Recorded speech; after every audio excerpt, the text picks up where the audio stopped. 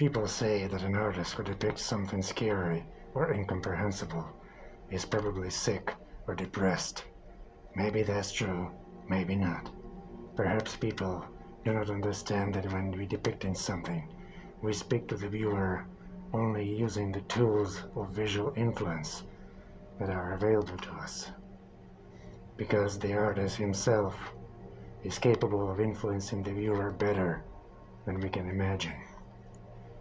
Personally, I create characters in my drawings and sculptures the way I want. It is a mistake to believe that if a person portraits something that is generally considered negative, he is a follower and admirer of it. Just like someone who portrays conditionally positive things is not necessarily a good person. Anyway, this is an internal conflict between those who create and those who contemplate. Greetings. Today we have a small selection of my works for you. This is a mask I made about 2 years ago. I use my favorite paper-mache technique in combination with my own homemade paper clay out of egg carton and cardboard pieces. First of all, I make a basic model out of a plasticine, and then I apply paper-mache. I dry it and gradually build up to about 20 layers of paper so that the mask is strong enough and can take additional paper clay elements like this one and this. It's pretty heavy. After that, I sand it with a sandpaper and move on to painting and varnishing.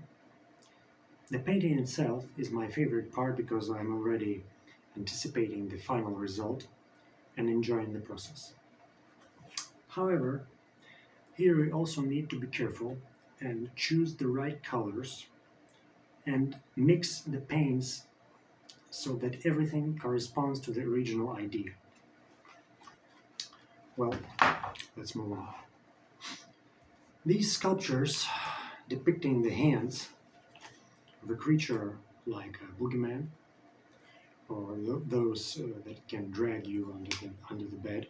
You know what I mean, don't you? This is a very first anthropomorphic model of a monster hand that I made. I relied on my own hand as a reference. As you can see, it looks a bit like the hand of the zombie rising from the grave. I did these two paired with a ghost face. Let me show you. With these face,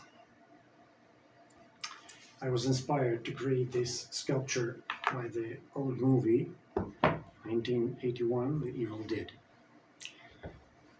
And these two are one of the last one I made. For the frame, I used the 2 wooden sticks to which I attached 5 pieces of wire for future fingers. I deliberately changed the proportions and the anatomy towards the elongation in order to create a terrifying effect. The point is that these hands should only vaguely resemble human ones. It was not easy to sculpt these hands because it is quite a complicated anatomical structure for both for drawing and sculpting. But in the end I managed to do it. I'm just having fun, so it looks good to me. Let me know in the comments what do you think about it. If you like the video, hit like and subscribe. Until next time.